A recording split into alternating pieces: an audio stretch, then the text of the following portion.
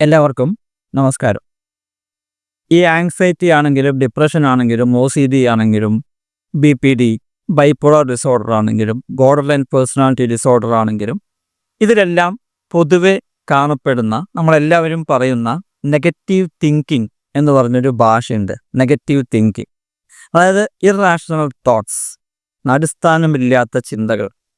ആ ചിന്തകളെ നമ്മൾ ചെറുതായി വിശകലനം ചെയ്യാൻ പോവാണ്. ഞാൻ പറയാൻ പോകുന്നത് 10 അത്തരം ചിന്തകളെക്കുറിച്ചാണ്. അതിനെ നമുക്ക് 2 പാർട്ടായി ചെയ്യാം. 5 ചിന്തകൾ ഒരു വീഡിയോയിൽ ചെയ്യാം, അടുത്ത 5 ചിന്തകൾ ഞാൻ വേറെ വീഡിയോയിൽ ചെയ്യാം. ചിന്തയിലെ വൈകല്യങ്ങൾ എന്ന് പറയാം. ചിന്തയിലെ വൈകല്യങ്ങൾ എന്ന് നമുക്കതിനെ പറയാം.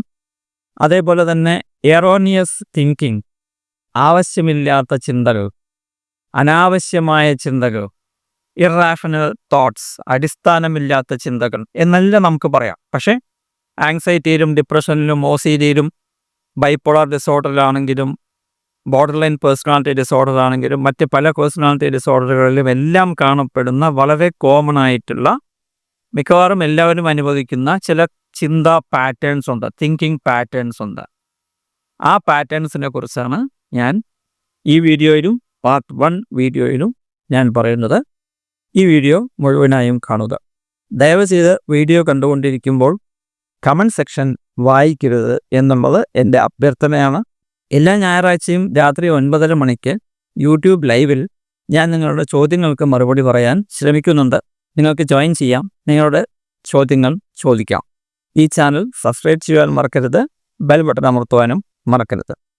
മാനസിക പ്രശ്നമുള്ളവർക്ക് സാധാരണ വരുന്ന ചിന്താ പാറ്റേണുകൾ ഏതൊക്കെ? ബിലീഫ് ഫിൽട്ടർ എന്ന് പറഞ്ഞ ഒരു ചിന്താരീതി, നമ്മുടെ വിശ്വാസങ്ങളെ മാത്രം സ്വീകരിക്കുന്ന ഒരു ചിന്താരീതിയാണത്. ഞാൻ എന്തൊരു പൊട്ടനാണ്, മറ്റെത്ര നല്ല കാര്യങ്ങൾ നടന്നാലും ഞാൻ എന്തൊരു പൊട്ടനാണ് എന്നുള്ള രീതിയിൽ മാത്രം ചിന്തിക്കുക. ഞാൻ ഇത്തിരി തടി വെച്ചാൽ ഞാൻ സൗന്ദര്യമില്ലാത്തവളായി പോകും, അല്ലെങ്കിൽ ഞാൻ ഹാൻസം അല്ലാത്തവനായി പോകും എന്നുള്ള ചിന്താരീതി. ഞാൻ വളരെ വെൽത്തി ആവേണ്ടവനായിരുന്നു, അല്ലെങ്കിൽ എനിക്ക് നല്ല ജോലി കിട്ടേണ്ടതായിരുന്നു എന്നുള്ള രീതിയിലുള്ള അത് ഇദ്ദേഹം ആഗ്രഹിക്കുന്നത് തന്നെ നടക്കണം, മറ്റൊന്നും ഇദ്ദേഹത്തിൻ്റെ വിഷയമല്ല എന്നുള്ള രീതിയിലുള്ള ചിന്താരീതി. അതാണ് filtering. Jumping into conclusions, അതായത് എടുത്തു ചാടുന്ന തീരുമാനത്തിലേക്ക് എടുത്തു ചാടുന്ന ഒരു ചിന്താരീതി. ഇതെല്ലാം ഇങ്ങനെയേ സംഭവിക്കൂ എന്നെനിക്ക് മുൻകൂട്ടി അറിയാം. ഒരു ടൂർ പ്രോഗ്രാമിന് പോകുന്ന വഴിക്ക് ഇദ്ദേഹത്തിന് ആങ്സൈറ്റി പ്രോബ്ലംസ് ഉണ്ടായി.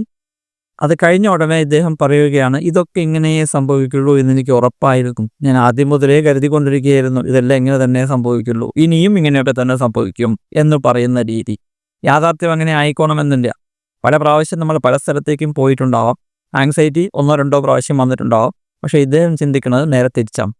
അതങ്ങനെയേ സംഭവിക്കൂ എന്നുള്ള രീതിയിലാണ് ഇദ്ദേഹം ചിന്തിക്കുന്നത്. ചില സാഹചര്യങ്ങളിൽ നമ്മുടെ മുമ്പിൽ നടക്കുന്ന കാര്യങ്ങൾ ആ രീതിയിൽ മാത്രമേ നടക്കൂ, അല്ലെങ്കിൽ അങ്ങനെ മാത്രമേ മറ്റുള്ളവർ എന്നെക്കുറിച്ച് കാണുകയുള്ളൂ എന്നെല്ലാമുള്ള ചിന്താരീതി. യൂസിങ് അബ്സൊല്യൂട്ട്സ്, പരമാവധി ആ രീതിയിൽ എന്നുള്ള അർത്ഥം, മാക്സിമം പെർഫെക്ഷൻ ആയിട്ടുള്ള ഒരു ഐറ്റം, അതാണ് അബ്സൊല്യൂട്ട് എന്ന് പറയുന്നത്. ഈ അബ്സൊല്യൂട്ട് ആയിട്ടുള്ള തിങ്കിങ് എപ്പോഴും എനിക്കറിയാം നീ എന്നെ ഇഗ്നോർ ചെയ്യുന്നു, എനിക്കറിയാം നിനക്ക് എന്നോട് സ്നേഹമില്ല, എനിക്കറിയാം നീ എന്നെ ഒരു കാരണവശാലും അംഗീകരിക്കില്ല എന്നുള്ള രീതിയിലുള്ള ചിന്താരും. ഈ ബൈപ്പോളർ ഡിസോർഡർ അല്ലെങ്കിൽ ബോർഡർ ലൈൻ പേഴ്സണാലിറ്റി ഡിസോർഡർ ഉള്ളവർ മറ്റുള്ളവർ അവരെ വളരെയധികം നല്ല രീതിയിൽ കാണണമെന്ന് ആഗ്രഹിക്കുന്നവരാണ്. ആങ്സൈറ്റി ഉള്ളവരും അങ്ങനെ തന്നെയാണ്, മറ്റുള്ളവർ എന്നെ നല്ല രീതിയിൽ കാണണമെന്ന് ആഗ്രഹിക്കുന്നവരാണ്. പക്ഷെ പലപ്പോഴും അത് സംഭവിക്കാത്തത് കൊണ്ട്, കാരണം മറ്റുള്ളവർക്ക് അവരുടേതായിട്ടുള്ള ജോലിയുണ്ട്, എപ്പോഴും ഇവരെ പാമ്പർ ചെയ്ത് കൊണ്ടു നടക്കാനാവുകയില്ലല്ലോ. അങ്ങനെ സംഭവിക്കാത്തത് കൊണ്ട് ഇവർ എപ്പോഴും പറയും, അവർക്കാർക്കും എന്നോട് ഒരു സഹതാപവുമില്ല, അവരാരും എന്നെ മൈൻഡ് ചെയ്യുന്നില്ല, അവർക്കാർക്കും ഞാൻ വേണ്ട എന്നുള്ള തരത്തിലുള്ള ചിന്താഗതികൾ. ഓരോ പുതിയ കാര്യങ്ങൾ ചെയ്യുമ്പോഴും നമ്മൾ ചിലപ്പോൾ സക്സസ് ആവും, ചിലപ്പോൾ ഫെയിലിയർ ആവും. എത്ര പ്രാവശ്യം സക്സസ് ആയാലും ഞാൻ ഫെയിലിയർ ആവും എന്നുള്ള ചിന്ത ഇവരുടെ മനസ്സിൽ എപ്പോഴും ഉണ്ടായിക്കൊണ്ടിരിക്കും. ഞാൻ ഫെയിലിയർ ആയി സക്സസ് ആയില്ല എന്നുള്ള രീതിയിലുള്ള ചിന്താരീതിയും ഇവരുടെ മനസ്സിൽ കണ്ടിന്യൂസ് ആയി വന്നുകൊണ്ടേയിരിക്കും. അതായത് എത്ര നല്ലത് ചെയ്താലും ഇവർ മോശമായ അല്ലെങ്കിൽ ചീത്തയായ ഒരു പോയിന്റിനെ മാത്രം ഉദ്ദേശിച്ച് ജീവിതം മുന്നോട്ട് കൊണ്ടുപോകും എന്നർത്ഥം, ആ സാഹചര്യത്തെ മുന്നോട്ട് കൊണ്ടുപോകും എന്നർത്ഥം. അതാണ് ബ്ലോക്കിംഗ് ഇൻഫർമേഷൻ. കാറ്റാസ്ട്രോഫൈസിങ് എന്നുള്ളത് നിങ്ങൾ ധാരാളം കേട്ടിട്ടുണ്ടാവും.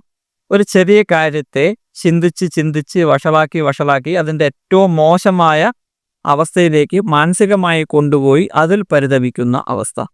അതായത് എനിക്ക് വയറുവേദന ഉണ്ടെങ്കിൽ ഞാനതിനെ ചിന്തിച്ച് വഷളാക്കി അത് ക്യാൻസർ ആണ് എന്നുള്ള കൺക്ലൂഷനിൽ എത്തിച്ചേരുന്ന ഒരവസ്ഥയാണ്. അപ്പോൾ സാധാരണഗതിയിൽ ഹെൽത്ത് ആങ്സൈറ്റി ഉള്ളവർ ചെയ്യുന്നൊരു കാര്യമാണ്.